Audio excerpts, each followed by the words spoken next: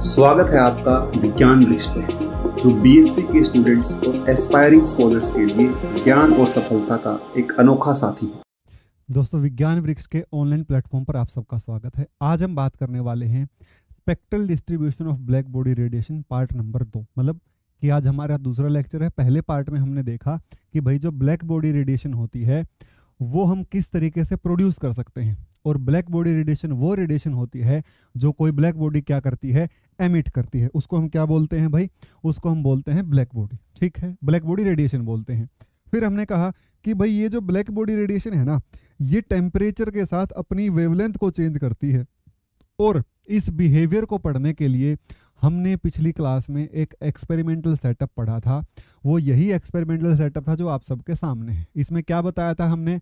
एक black body थी, या फिर आप कहिए एक हीटेड कार्बन ट्यूब थी, जो अलग अलग टेम्परेचर पर अलग अलग रेडिएशन इस कनकेव मिरर पर भेज रही थी। जैसे ही वो इस कनकेव मिरर पर रेडिएशन भेज रही थी, इसको हम भेज रहे थे प्रिज्म के ऊपर, और फिर प्रिज्म जो है वो अलग अलग वेवलेंथ को सेपरेट कर दे रहा था। उससे जो रेडिएशन जा रही थी वो एक और मिरर पर जा रही थी, और वो उनको कहाँ भेज रहा था? बोलोमीटर के ऊपर भेज रहा था। ये सारी चीजें हमने देख ली थी। फिर हमने ऐसा एक्सपेरिमेंट बार बार रिपीट किया। इस ब्लैक बॉडी या फिर इस हीटेड कार्बन ट्यूब का टेम्परेचर बार बार बदल के हमने ऐसा किया। ठीक है, फिर हमने क्या देखा? फिर हमने जो बोलोमीटर आपके पास था, ये एक वो इंस्ट्रूमेंट होता है जो हीट रेडिएशन को क्या करता है? मेजर करता है। तो हमने अलग अलग टेम्परेचर के ऊपर हीट रेडिएशन को मेजर किया। जब हमने अलग अलग टेम्परेचर पर हीट रेडिएशन को मेजर किया तो ऐसा ऐसा ग्राफ हमें दिखाई दिया। मतलब जैसे जैसे टेम्परेचर बढ़ता गया, ग्राफ इधर की ओर, मतलब कि इधर की साइड तो वेवलेंथ बढ़ रही है, मतलब अगर मैं इधर से इधर जा रहा हूं तो इधर तो वेवलेंथ इंक्रीज हो रही है। ठीक है, और इससे इस साइड अगर आ जाऊं तो वेवलेंथ क्या हो रही है? डिक्रीज हो रही है। मतलब टेम्परेचर बढ़ने के साथ साथ जो आपकी एनर्जी है वो तो ज्यादा एमिट होती जा रही है। इधर की साइड क्या प्लॉट किया हमने? एमिसिव पावर, मतलब energy emitted by black body पर सेंटीमीटर स्क्वायर पर सेकंड। जैसे जैसे टेम्परेचर बढ़ा, एक्चुअल में हम हाई वेवलेंथ से कहाँ शिफ्ट हुए? लो वेवलेंथ की तरफ आना शिफ्ट हुए। और जो एनर्जी मैक्सिमा है, मतलब जो एमिसिव पावर है किसी बॉडी की, वो इंक्रीज होती चली गई विद इंक्रीज इन टेम्परेचर। मतलब 1647 केल्विन के ऊपर जो एमिसिव पावर होगी ब्लैक बॉडी की, वो क्या होगी? सबसे ज्यादा होगी एज कंपेयर टू 1451 केल्विन। समझ में आ रहा है? लेकिन जो जिस वेवलेंथ के ऊपर ये मैक्सिमा होगा, वो वेवलेंथ 1451 केल्विन से क्या रहेगी? कम। मतलब यहां पर एनर्जी तो ज्यादा एमिट करेगा ही करेगा, लेकिन वेवलेंथ भी घट जाएगी, मतलब फ्रीक्वेंसी भी बढ़ जाएगी। क्योंकि हमें पता है एनर्जी का जो रिलेशन है वो वेवलेंथ से क्या होता है? उल्टा होता है। हम जानते हैं कि frequency is inversely proportional to wavelength. ठीक है, या फिर कहूं यहां पर एनर्जी जो है, एनर्जी फ्रीक्वेंसी के साथ सीधा रिलेशन रखती है और वो वेवलेंथ के साथ उल्टा रिलेशन रखती है। E is proportional to frequency proportional to 1/λ। सही है भाई? अब हमें देखना है ये जो बिहेवियर आ रहा है ना, ये किस तरीके से आ रहा है। इसकी एक्सप्लेनेशन एक बार तो देती है क्लासिकल मैकेनिक्स। मतलब क्लासिकल मैकेनिक्स के रूल के आधार पर ये जो है ये एक्सप्लेनेशन दे दी गई है, लेकिन वो गलत होती है। और फिर कौन देता है? Planck radiation law. इस वीडियो में हम देखने वाले हैं, या फिर इस लेक्चर में हम देखने वाले हैं कि भाई इस ग्राफ की फीचर्स क्या हैं, और फिर हम देखेंगे कि भाई क्लासिकल मैकेनिक्स किस तरीके से इसको एक्सप्लेन करने की कोशिश करती है। देखिए, सबसे पहला ऑब्जर्वेशन फ्रॉम द एक्सपेरिमेंट। जो ये एक्सपेरिमेंट अभी अभी हमने किया, इसकी ऑब्जर्वेशंस क्या हैं? देखिए, इसका पहला ऑब्जर्वेशन लिखा गया है, at a particular temperature the distribution of energy is not uniform among the various wavelength of the radiation. ये कहना चाहता है एक पर्टिकुलर टेम्परेचर के ऊपर जो एनर्जी का डिस्ट्रीब्यूशन है, मतलब ये बोलना चाहता है, मैं आपको समझाता हुआ चलूंगा भाई हर एक लाइन। देखिए, मान लीजिए मैं यहां पर बात कर रहा हूं एमिसिव पावर, और एक साइड में प्लॉट कर रहा हूं क्या? वेवलेंथ। मतलब हमने इधर प्लॉट की क्या? वेवलेंथ। और ऊपर क्या प्लॉट की भाई? ऊपर हमने प्लॉट करी एमिसिव पावर। Emissive power. ठीक है, तो वो ये कहना चाहता है जब आप एक पर्टिकुलर टेम्परेचर पर ग्राफ देख रहे हो ना, मान लीजिए मैं 700 के ऊपर ग्राफ देख रहा हूं तो ऐसा ग्राफ मुझे दिखाई दे रहा है। मतलब जो ग्राफ है ना, मान लो मैं यहां पर जो ग्राफ है, एक पर्टिकुलर टेम्परेचर पर जो ग्राफ है वो ऐसा नहीं है। वो कैसा है भाई, वो इस तरीके से आया है। मतलब एक पर्टिकुलर टेम्परेचर के ऊपर जो आपका एनर्जी एमिशन है वो फिक्स नहीं है, वो क्या कर रहा है, वो इस तरीके से वेरी कर रहा है एक पर्टिकुलर टेम्परेचर के ऊपर। जब आप टेम्परेचर और बढ़ा देते हो तो ये ऐसे चला जाता है, और बढ़ा देते हो ऐसे चला जाता है, और ये इस तरीके से इंक्रीज होता चला जाता है। तो यही बोलना चाहता है, at a particular temperature the distribution of energy is not uniform. मतलब जो एनर्जी का डिस्ट्रीब्यूशन है वो इस तरीके से नहीं है, वो कैसा है, वो ऐसा है। ठीक है, 710 केल्विन कह लीजिए, 900 या फिर 850 केल्विन कह लीजिए, ऐसे ग्राफ आपको दिखाई देंगे। ठीक है, और ये जो ग्राफ है, ये जो डिस्ट्रीब्यूशन है, यूनिफॉर्म नहीं है। ये कैसा है, एक बार इंक्रीज हो रहा है और फिर क्या हो रहा है, डिक्रीज हो रहा है। ठीक है, एक पर्टिकुलर टेम्परेचर के ऊपर आपको ऐसा ही दिखाई दे रहा है। दूसरा कहता है, at a particular temperature there is wavelength lambda M at which energy radiated is maximum. एक पर्टिकुलर टेम्परेचर के ऊपर, जैसा कि मैं यहाँ बात कर रहा हूँ, यहाँ पर 700 केल्विन के ऊपर अगर मैं मानकर चलूँ तो ये क्या रहा है, ये वो वेवलेंथ है, ये वो वेवलेंथ है जहाँ पर क्या है, जहाँ पर जो एनर्जी रेडिएट करी जा रही है वो मैक्सिमम करी जा रही है। इसी तरीके से जब मैं टेम्परेचर बढ़ा दूंगा तो ये जो ग्राफ है ये ऐसा होता चला जाएगा। सही है, ये जो ग्राफ है ये आपको ऐसा दिखाई देगा, और ये जो लैम्डा एम है ये इस तरीके से दिखाई देगा। ठीक है भाई, इसको क्या कहूँगा मैं, लैम्डा एम।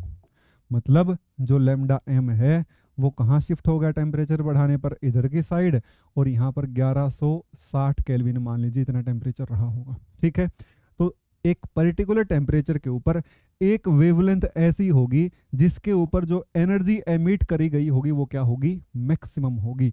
आपको इस ग्राफ में भी यही दिखाई दे रहा है।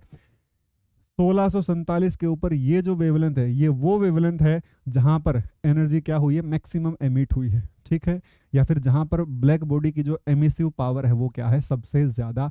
मतलब उस पर्टिकुलर वेवलेंथ की जो रेडिएशन है वो सबसे ज्यादा आ रही है। ठीक है, उसके बाद यहाँ पर क्या है भाई, यहाँ पर लैम्डा एम कितना है, ये है, यहाँ पर ये है, फिर आगे ये लैम्डा एम आपको दिखाई दे रहा है। ठीक है, और ये हर एक टेम्परेचर के लिए क्या होगा, अलग अलग होगा। ठीक है, और दूसरी बात आगे कहता है, with increase in temperature E max shift higher but towards the lower wavelength. जैसे जैसे टेम्परेचर बढ़ता चला जाता है जो एमिसिव पावर है वो बढ़ती चली जाती है। मतलब ये कहना चाहता है जैसे जैसे टेम्परेचर बढ़ रहा है, ये जो ई मैक्स है, देखो 1257 पर ई मैक्स इतना था, 1451 पर इतना है, 1647 पर इतना है। जो ई मैक्स है वो इंक्रीज होता जा रहा है, लेकिन साथ के साथ और क्या हो रहा है, ये जो लैम्डा एम है ये घटता चला जा रहा है। जो लैम्डा एम है वो तो घट रहा है, और जो ई मैक्स है वो क्या हो रहा है, इंक्रीज। मतलब एमिसिव पावर तो बढ़ रही है, लेकिन जिस वेवलेंथ पर एमिसिव पावर सबसे ज्यादा है वो वेवलेंथ घट रही है। लैम्डा एम तो घटता जा रहा है और एमिसिव पावर क्या होती जा रही है, इंक्रीज होती जा रही है। ये ग्राफ से हमें जो है वो दिखाई दे रहा है। आगे कह रहा है, देखिए जरा, it means that with increase in temperature E max increases but lambda M decreases. Emissive power तो बढ़ती है पर वेवलेंथ क्या हो जाती है, जिस वेवलेंथ पर एमिशन सबसे ज्यादा होगा वो वेवलेंथ घटती चली जाती है, मतलब एनर्जी बढ़ती चली जाती है। फिर higher the temperature energy maxima is more and more strong.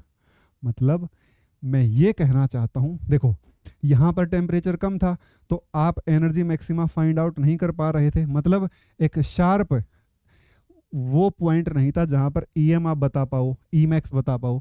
यहाँ पर भी शार्प नहीं बता पा रहे थे, लेकिन ये क्या होना शुरू हो गया, जैसे जैसे टेम्परेचर बढ़ा ग्राफ शार्प होना शुरू हो गया। मतलब जो ई मैक्स है वो वेवलेंथ हमें क्लियर पता लगने लग गई। जो टेम्परेचर बढ़ने के साथ साथ जो लैम्डा एम है वो हमें क्लियरली पता लगने लग गया, और जो एमिसिव पावर है ई ई मैक्स भी हमें जो है वो क्लियरली विजिबल होने लग गया। देखो यहाँ पर तो एक ब्रॉड रेंज पर ऐसा आ रहा है, यहाँ पर शार्प हो गया, यहाँ पर क्या हो गया और भी शार्प हो गया। वो यही कहना चाहता है कि जैसे जैसे टेम्परेचर बढ़ रहा है, जो एनर्जी मैक्सिमा है ना, मतलब कौन, ई एम, वो मोर एंड मोर स्ट्रॉन्ग, मतलब मोर एंड मोर क्लियर होता चला गया, उसकी क्लियरिटी हमारे लिए बढ़ती चली गई है, यही बोलना चाह रहा है। ठीक है, आगे कहता है for a particular temperature area under the curve give the total energy emitted by black body per unit area पर सेकंड। हर एक ग्राफ के लिए, हर एक ग्राफ के लिए क्या है भाई, हर एक ग्राफ के नीचे का जो एरिया है, मतलब कौन सा एरिया सर, देखो ये वाले एरिया की मैं बात कर रहा हूँ। हर एक ग्राफ के नीचे, मतलब अगर मैं इस एरिया की बात करूं तो ये एरिया क्या बता रहा है, 710 केल्विन के ऊपर जो ब्लैक बॉडी है वो कितनी एनर्जी रेडिएट कर देगी। इसी तरीके से अगर मैं इस ग्राफ की चर्चा करूं, इसके नीचे का एरिया बताऊं, तो ये क्या मुझे बता रहा है, ये मुझे बता रहा है 850 केल्विन पर वो जो ब्लैक बॉडी है वो कितनी एनर्जी रेडिएट कर देगी। वो कौन बता रहा है, इस ग्राफ के नीचे का एरिया बता रहा है। सही है। इसी के साथ साथ अगर मुझे 1160 केल्विन पर निकालना है तो मुझे ये एरिया क्या बताएगा, ये एरिया बताएगा 1160 केल्विन पर कितनी एनर्जी जो है वो क्या कर दी है, एमिट करती है। ग्राफ से क्लियर भी होता जा रहा है, जैसे जैसे टेम्परेचर बढ़ा रहे हो जो एनर्जी एमिटेड है वो क्या होती चली जा रही है, इंक्रीज होती चली जा रही है। देखिए यहाँ पर for a particular temperature area under the curve give total energy emitted by black body per unit area पर सेकंड। एक ब्लैक बॉडी एक यूनिट एरिया के साथ कितनी एनर्जी एमिट कर सकती है टोटल, वो बता रहा है एक ग्राफ के नीचे का एरिया। ठीक है, that is corresponding to all wavelength at that particular temperature। मतलब 710 केल्विन कहिए 850 केल्विन के ऊपर हर वेवलेंथ के कोरस्पॉन्डिंग जितनी एनर्जी एमिट हो रही है वो सारी हमें पता लग रही है, किसके लिए, इस ग्राफ के नीचे जो एरिया है उससे पता लग रही है। ठीक है भाई, समझ में आ रहा होगा। मतलब ये जो मैं ग्राफ प्लॉट किया है और ये जो ग्राफ मेरे पास ऐसा आया है, अगर मैं इसके नीचे का एरिया निकालूं तो ये एरिया मुझे क्या बताएगा भाई, यहाँ से लेकर यहाँ तक जितनी भी वेवलेंथ रही उन सब वेवलेंथ ने टोटल मिलाकर कितनी एनर्जी एमिट करी पर यूनिट एरिया पर सेकंड। वो कौन बता रहा है, वो मुझे इसके नीचे का एरिया बता रहा है। मतलब हर वेवलेंथ की एनर्जी को कैलकुलेट करके टोटल जोड़कर मुझे क्या पता लग जाएगा, कितनी एनर्जी टोटल एमिट हुई इस पर्टिकुलर टेम्परेचर के ऊपर। सही है भाई, शायद समझ में आ रहा होगा आपको, है ना। फिर आगे कह रहा है the area under the curve increase with increase in temperature. मैंने बता भी दिया है, जैसे जैसे टेम्परेचर बढ़ता चला जाएगा, 710 केल्विन पर तो एरिया इतना कम, फिर इतना कम, इतना ज़्यादा, फिर और ज़्यादा और फिर और ज़्यादा इंक्रीज होता चला जाएगा। जैसे जैसे टेम्परेचर बढ़ेगा एरिया इंक्रीज होता चला जाएगा। And it is found that area is proportional to 4th power of the absolute temperature. याद आ रहा है आपको, जो ग्राफ है उसके नीचे का एरिया बता रहा है emissive power, total emissive power of A black body. अब और वो किसके प्रोपोर्शनल आ रहा है, टेम्परेचर की पावर 4। ऐसा तो सुना था कहीं पर, क्या सुना था, स्टीफन बोल्ट्जमैन लॉ। वो क्या बता रहा था भैया, वो यही तो बता रहा था कि जो ब्लैक बॉडी है जो एनर्जी रेडिएट करेगी, एमिट करेगी, that is proportional to temperature की पावर 4। और हमें यहाँ से क्या पता चला भाई, ग्राफ के नीचे का एरिया ही क्या बता रहा है भाई, कितनी एनर्जी जो ब्लैक बॉडी है वो क्या कर रही है, रेडिएट कर रही है। और हमें पता चला कि ये जो एरिया आ रहा है ये किसके प्रोपोर्शनल है, ये जो एरिया आ रहा है किसी भी टेम्परेचर के नीचे ये किसके प्रोपोर्शनल है, ये तो क्या है, energy radiated by black body है। और ये प्रोपोर्शनल किसके है, टेम्परेचर की पावर 4। मतलब जैसे जैसे टेम्परेचर बढ़ता चला जाएगा ये उतना ही एब्रप्टली इंक्रीज करता चला जाएगा। और इसको क्या कहते हैं, स्टीफन बोल्ट्जमैन लॉ भी कहते हैं। एक्चुअल में ये जो ग्राफ है ये स्टीफन बोल्ट्जमैन लॉ को भी क्या करता है, फॉलो करता है, या फिर कहिए उसको एक्सप्लेन करता है, उसको क्या करता है, प्रूव करता है। मतलब ये जो एरिया बढ़ रहा है टेम्परेचर के साथ, ये कैसे बढ़ रहा है भाई, ये बढ़ रहा है area is proportional to temperature की पावर 4। मतलब जो हर टेम्परेचर पर नीचे एरिया है वो किसके प्रोपोर्शनल है, टेम्परेचर की पावर 4। एरिया क्या बता रहा है, एनर्जी एमिटेड, ये भी किसके प्रोपोर्शनल है, टेम्परेचर की पावर 4। और ये क्या है आपका स्टीफन्स बोल्ट्जमैन लॉ। समझ में आ रहा होगा भाई। उसके बाद now the area under the curve represent total energy emitted by the black body, ठीक है। और ये क्या बता रहा है, एनर्जी प्रोपोर्शनल टू टी की पावर 4। मतलब जो एरिया है वो प्रोपोर्शनल है टेम्परेचर की पावर 4 के। और एरिया बता रहा है क्या, एरिया क्या बता रहा है, energy emitted by black body बता रहा है।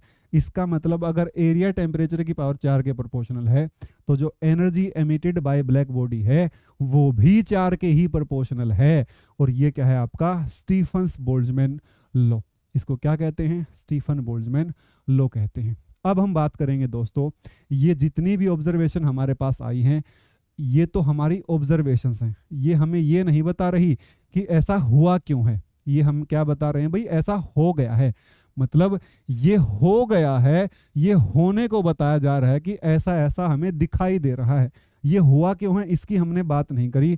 अब ये हुआ क्यों है, सबसे पहले इसको एक्सप्लेन करने की कोशिश करते हैं कौन, क्लासिकल मैकेनिक्स एक्सप्लेन करने की कोशिश करती है। हम वहां पर पहुंचेंगे, उससे पहले एक और पॉइंट देखिए भाई। फ्रॉम द कर्व, जैसे ही हम हर टेम्परेचर के ऊपर कर्व को देखते हैं हमें पता लगता है lambda m1 t1 lambda m1 t1 is equal to lambda m2 t2 lambda m3 t3। ये 2 है, ये भी 2 है और ये 3 है, सही है। तो इस तरीके की इक्वेशन हमें दिखाई देती है। मतलब मैं क्या कहना चाहता हूं भाई, यहां से मुझे पता लग रहा है कि भाई जैसे जैसे टेम्परेचर बढ़ रहा है यहाँ से मैं ये टेम्परेचर कम, ये ज़्यादा, ये उससे ज़्यादा, ये उससे ज़्यादा, ये उससे ज़्यादा, ये उससे ज़्यादा, लेकिन साथ के साथ क्या हो रहा है, टेम्परेचर तो इंक्रीज हो रहा है पर लेमडा एम डिक्रीज हो रहा है। टेम्परेचर के बढ़ने से जो लेमडा एम है वो डिक्रीज हो रहा है। As temperature increases lambda M decreases. तो यहाँ लिख सकता हूँ एज टेम्परेचर इंक्रीजेज जो लेमडा एम है वो क्या हो रहा है, डिक्रीज हो रहा है। मतलब टेम्परेचर के बढ़ने से जिस वेवलेंथ पर सबसे ज़्यादा एनर्जी रेडिएट हो रही है वो वेवलेंथ घट रही है। तो यहाँ से हम क्या निकालेंगे भाई, lambda M is inversely proportional to 1 upon temperature. और यहाँ से क्या लिख सकता हूँ, this implies lambda M into temperature बराबर कॉन्स्टेंट। इसे हम क्या कह सकते हैं, इसे हम कह सकते हैं कॉन्स्टेंट। दिस इज कॉन्स्टेंट, सही है। और ये क्या होता है आपका, ये आपका होता है भाई यहाँ इसकी हेल्प से हम क्या बता सकते हैं, इसकी हेल्प से हम ये बता सकते हैं जो विजिबल लाइट है उसका जो कलर है वो हायर वेवलेंथ पर लाल क्यों होता है और वो येलो की तरफ क्यों शिफ्ट हो जाता है। मतलब जब कोई बॉडी को आप हीट करते हो तो सबसे पहले तो रेड दिखाई देती है पर वो ऑरेंज से होते हुए कहाँ शिफ्ट हो जाता है, येलो की तरफ चला जाता है। क्योंकि हमें पता है कि जैसे ही हम बॉडी को हीट करेंगे, देखो टेम्परेचर अगर टेम्परेचर कम है, ठीक है, तो लेमडा एम ज्यादा होगा। लेमडा एम क्या होगा, ज्यादा। मतलब टेम्परेचर कम है तो वेवलेंथ ज्यादा, और विजिबल में वेवलेंथ ज्यादा किसकी होती है, रेड कलर की होती है। अब टेम्परेचर ज्यादा कर दिया तो वेवलेंथ क्या हो जाएगी, कम हो जाएगी। जब वेवलेंथ कम हो जाएगी तो मतलब येलो कलर की तरफ शिफ्ट हो जाएंगे, क्योंकि येलो की वेवलेंथ तो कम होती है रेड से। तो इसीलिए जब टेम्परेचर बढ़ता है तो विजिबल लाइट या फिर जो कोई भी बॉडी है उसका कलर लाल से कहाँ चला जाता है, येलो की तरफ चला जाता है। लाल से कहाँ चला जाता है, येलो की तरफ चला जाता है। समझ में आ रहा होगा आपको, ठीक है भाई। और इसको क्या कहते हैं, यहाँ पर जो हमने लिखा lambda is inversely proportional to 1 upon temperature, या फिर आप कहिए lambda T proportional is equal to constant. ये आपका है वेन्स डिस्प्लेसमेंट लॉ। इसको क्या कहते हैं, इसे हम वेन्स डिस्प्लेसमेंट लॉ भी कहते हैं। पेपर में कभी कभी सीधा ही पूछ लेता है lambda M proportional to 1 upon temperature, इसको बोलते हैं Wien's displacement law. Very very important. ये क्या है भैया, बहुत ज्यादा इंपॉर्टेंट है। तो ध्यान रखिएगा, जो लेमडा एम इंटू टी बराबर कॉन्स्टेंट लिखा है ये बहुत ज़्यादा इंपॉर्टेंट है भाई। दिस इज मोर इम्पोर्टेंट, ठीक है, मोस्ट इम्पोर्टेंट है। तो ये क्या होता है आपका, ये आपका है वेन्स डिस्प्लेसमेंट लॉ। अभी तक हमने दो सिद्धांत पढ़े, दो लॉ पढ़े। पहला कौन सा, स्टीफन बोल्ट्जमैन। स्टीफन बोल्ट्जमैन क्या कहता है आपको, स्टीफन बोल्ट्जमैन कहता है energy emitted proportional to temperature की पावर 4। वेन्स डिस्प्लेसमेंट क्या कहता है, lambda M proportional to 1 upon temperature. ये दो चीजें हमने पढ़ी हैं, समझ में आ रहा होगा भाई आपको, है ना भाई। अब बढ़ते हैं आगे। देखिए अब तक हमने क्या देखा, हमने देखा भाई जब हमने एक्सपेरिमेंटल सेटअप किया तो हमें ऐसा ग्राफ दिखाई दिया, ये ग्राफ को एक्सप्लेन किया, फिर हमने कैसे भाई इस ग्राफ को हमने एक्सप्लेन किया, फिर इस तरीके से भाई ये जो ऑब्जर्वेशन है ये हमारे उस ग्राफ की ऑब्जर्वेशन से सही है। उसके बाद हमने क्या देखा, हर ऑब्जर्वेशन को अच्छे से देख लिया, समझ लिया। उसके बाद हमारे पास क्या आया भाई, उसके बाद हमारे पास आता है यहाँ पर क्या, हमारे पास आता है वेन्स डिस्प्लेसमेंट लॉ। इसको भी हमने बहुत अच्छे से देख लिया है। अब हम बढ़ते हैं भाई आगे, ठीक है। देखिए भाई अब हम बढ़ते हैं थोड़ा सा आगे, ध्यान से देखो भाई। देखिए दोस्तों यहाँ पर हम बात कर रहे थे, अब आगे बढ़ते हैं। दोस्तों अगर आप भारत में किसी भी कॉलेज, किसी यूनिवर्सिटी से ग्रेजुएशन कर रहे हैं तो आपके जो सेमेस्टर में सिलेबस होता है, आपके कंप्लीट सेमेस्टर का जो सिलेबस है वो हमारे पास उपलब्ध है, अवेलेबल है, सही है। तो अब आप अपने किसी भी सेमेस्टर का जो कोर्स है वो हमारी ऐप से बाय कर सकते हैं। सबसे पहले आप डेमो क्लास देखिएगा, अगर आपको डेमो क्लास अच्छी लग रही है जो कि फ्री होती है तो आप हमारे कोर्सेज को ज्वाइन कर सकते हैं। उसके बाद अगर आप एमएससी की प्रिपरेशन करना चाहते हैं, आपका एमएससी करने का सपना है, आप रिसर्च में आगे बढ़ना चाहते हैं, अपना करियर बनाना चाहते हैं, तो आपके लिए हमारे पास जो CUET PG का एमएससी एंट्रेंस एग्जाम होता है उसका भी कोर्स अवेलेबल है। उसके बाद अगर आप और अच्छी जगह से एमएससी करना चाहते हैं तो IIT JAM का भी जो कोर्स है वो भी हमारी ऐप के ऊपर अवेलेबल है। IIT JAM का जो पेपर होता है सेपरेट पेपर होता है जो IITs कंडक्ट करवाती हैं एमएससी में एडमिशन लेने के लिए। CUET PG से लेवल थोड़ा सा ज़्यादा होता है, इसीलिए ये कोर्स अगर आपको लेना है, अगर आपको IIT से एमएससी करनी है, IIT का टैग अगर आपको लेना है तो आप ज़रूर से भी ज़रूर ये जो पेपर है इसकी प्रिपरेशन BSc 3rd या 4th सेमेस्टर से स्टार्ट कर सकते हैं। अगर आप MSc के स्टूडेंट हैं तो आपके लिए हमारे पास IIT गेट और CSIR नेट के भी जो कोर्सेज हैं वो भी अवेलेबल है। आप उन कोर्सेज को भी ज़रूर से भी ज़रूर जाकर देख सकते हैं।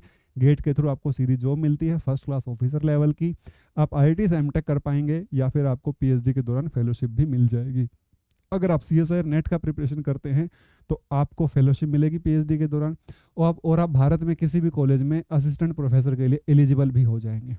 तो दोस्तों अब मैं आगे बढ़ता हूं, हमारे सेशन को कंटिन्यू करते हैं। देखिए भाई अब इसको एक्सप्लेन करने की कोशिश करी है किसने, क्लासिकल मैकेनिक्स ने। किसको भाई, ये जो हमारे पास ग्राफ आया है ना, ये जो हमारे पास ग्राफ आया है इसको एक्सप्लेन करने की कोशिश करी है किसने, क्लासिकल मैकेनिक्स ने। क्लासिकल मैकेनिक्स कैसे एक्सप्लेन करती है देखिए जरा ध्यान से।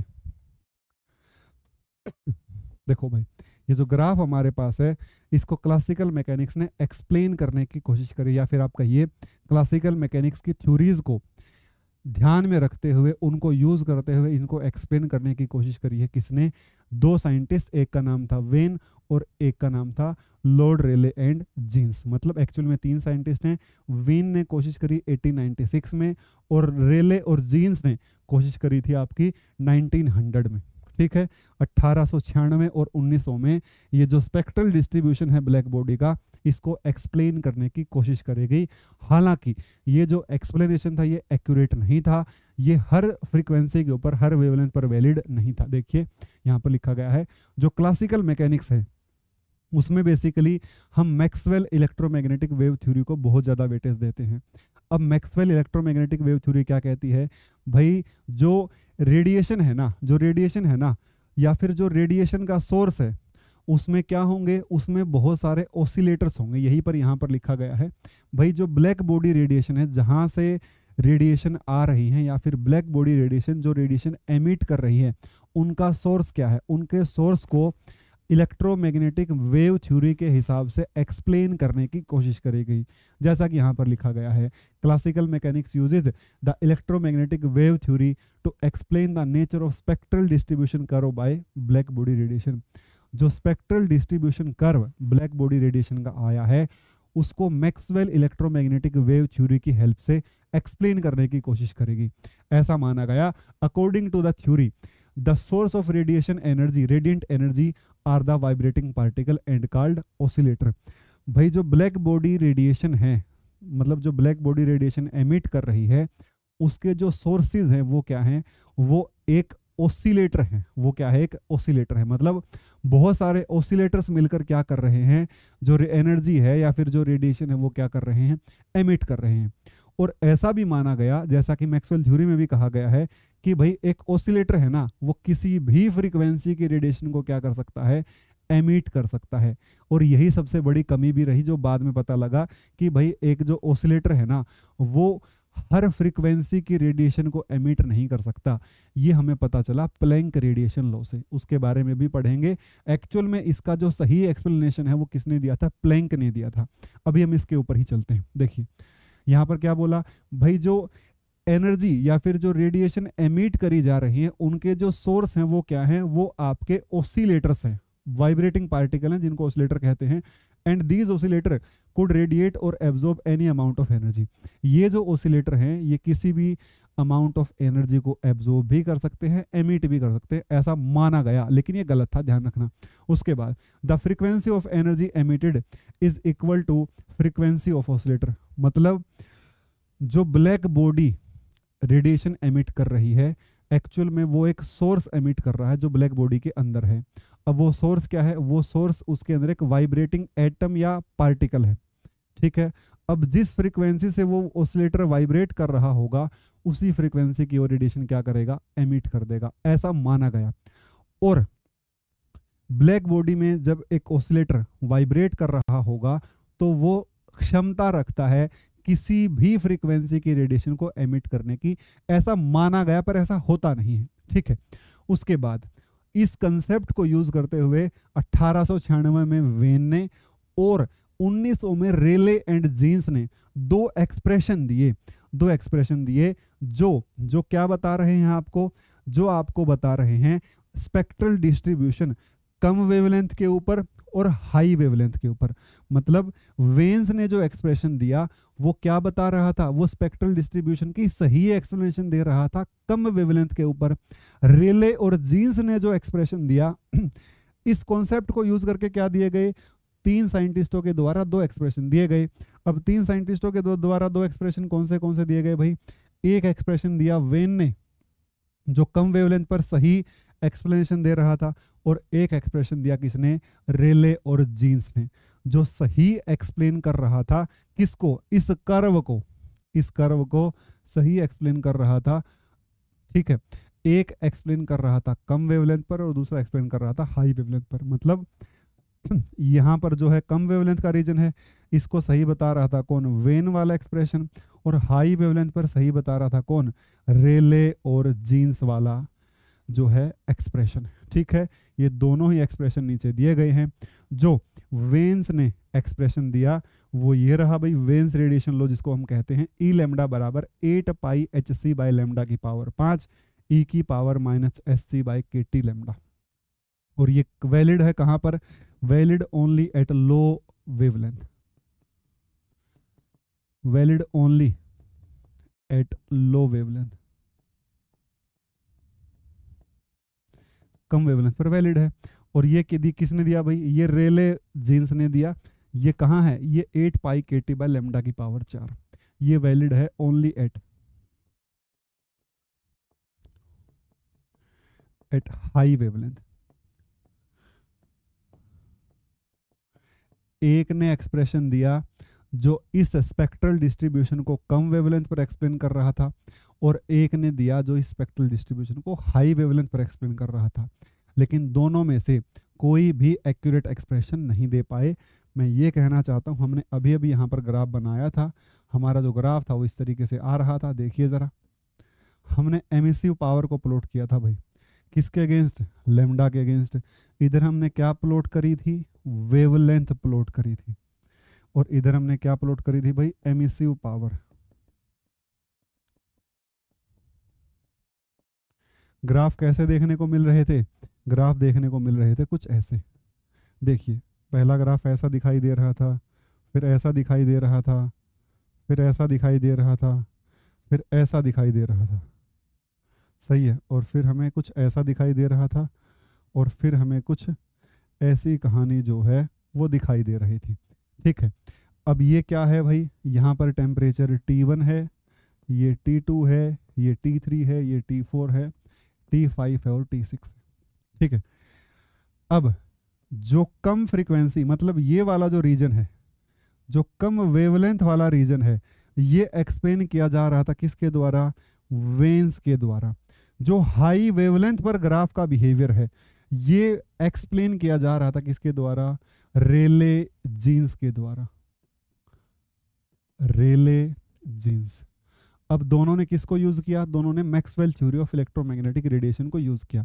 उन्होंने कहा कि भाई जो ब्लैक बॉडी के अंदर ऑसिलेटर्स हैं वो वाइब्रेट कर रहे हैं, और उनकी वाइब्रेशन से ही जो ऑसिलेटर की वाइब्रेशन है, इसी वाइब्रेशन से क्या एमिट हो रहा है, इसी वाइब्रेशन से क्या एमिट हो रही है भाई, इसी वाइब्रेशन से ब्लैक बॉडी रेडिएशन जो हैं वो क्या हो रही हैं, निकल रही हैं किससे, ब्लैक बॉडी से। ऐसा कहा गया, सही है।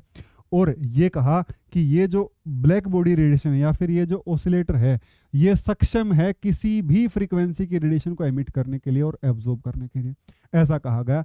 इस कॉन्सेप्ट को यूज करते हुए क्या बताया गया, इस कॉन्सेप्ट को यूज करते हुए दो एक्सप्रेशन निकाले गए, ये निकाला वेन्स ने और ये निकाला रेले ने। हालांकि दोनों ही एक्सप्रेशन कंप्लीटली एक्सप्लेनेशन नहीं दे रहे थे किसकी, इस स्पेक्ट्रल डिस्ट्रीब्यूशन की।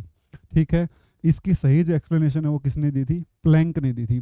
प्लैंक ने क्या किया, प्लैंक ने कहा एक्चुअल में ये सारी कहानी सही चल रही थी, ये सही क्यों नहीं एक्सप्लेन कर पाए, सही इसलिए एक्सप्लेन नहीं कर पाए क्योंकि यहाँ पर एक लाइन लिखी गई है, ये रहा भाई, ये रहा, दीज ऑसिलेटर कैन रेडिएट और absorb any amount of energy. ये लाइन गलत मान ली, मतलब क्लासिकल मैकेनिक्स या फिर कहिए इलेक्ट्रोमैग्नेटिक वेव थ्योरी कि इस लाइन को गलत मान लिया, मतलब ये लाइन नहीं माननी थी, क्योंकि जो ऑसिलेटर होता है ना वो हर फ्रीक्वेंसी या हर वेवलेंथ की रेडिएशन को एमिट या एब्जॉर्ब नहीं कर सकते हैं। एक्चुअल में यहाँ पर माना गया कि जो ऑसिलेटर एमिट कर रहा है ना वो कॉन्टिन्यूसली एनर्जी एमिट कर रहा है, लेकिन कॉन्टिन्यूसली एनर्जी एमिट नहीं करते ऑसिलेटर, वो पैकेट्स की फॉर्म में एनर्जी एमिट करते हैं।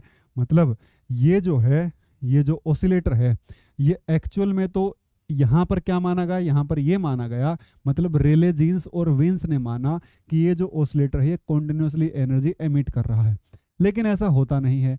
ये ऑसिलेटर क्या करता है, ये ऑसिलेटर पैकेट की फॉर्म में एनर्जी एमिट करता है, और वो पैकेट किसके होते हैं, एच न्यू एनर्जी के होते हैं। ये बाद में किसने यूज किया, प्लैंक ने यूज किया, और जिसको बाद में हमने बोला प्लैंक रेडिएशन लॉ। जी हाँ, प्लैंक रेडिएशन लॉ की एक और क्लास आपको मिल जाएगी जो बहुत अच्छे तरीके से एक्सप्लेन करती है इस स्पेक्ट्रल डिस्ट्रीब्यूशन को, मतलब हाई वेवलेंथ के ऊपर भी, लो वेवलेंथ के ऊपर भी और मॉडरेट वेवलेंथ के ऊपर भी इस ग्राफ के स्पेक्ट्रल डिस्ट्रीब्यूशन को या फिर कहिए ब्लैक बॉडी रेडिएशन के स्पेक्ट्रल डिस्ट्रीब्यूशन को एक्सप्लेन करता है कौन, प्लैंक रेडिएशन लॉ। सही है, उसकी बात करेंगे दोस्तों हम अगले लेक्चर में। अगर आपको ये वीडियो अच्छी लगी है तो लाइक करना, चैनल को सब्सक्राइब करना ना भूलें, और आप हमारे टेलीग्राम चैनल को भी ज्वाइन कर सकते हैं। और जितने भी कोर्सेज मैंने आपको बताए, आपको ये सारे कोर्सेज के डेमो हमारी ऐप के ऊपर मिल जाएंगे। ऐप का लिंक इस वीडियो के डिस्क्रिप्शन में दिया हुआ है, आप फटाफट जाकर ऐप डाउनलोड करिए और कोर्सेज का डेमो लेक्चर देख लीजिए जो कि बिल्कुल फ्री है। एक और चीज़ फ्री है, सब्सक्राइब बटन जो इस चैनल के ऊपर दिया गया है आप उसको भी दबा दीजिए, वो भी बिल्कुल फ्री है, ताकि आप ऐसा और कंटेंट हमारे चैनल पर देख सको और आप हमारी नई वीडियो की नोटिफिकेशन भी पा सको। थैंक यू सो मच, मिलते हैं आपसे नेक्स्ट क्लास के अंदर।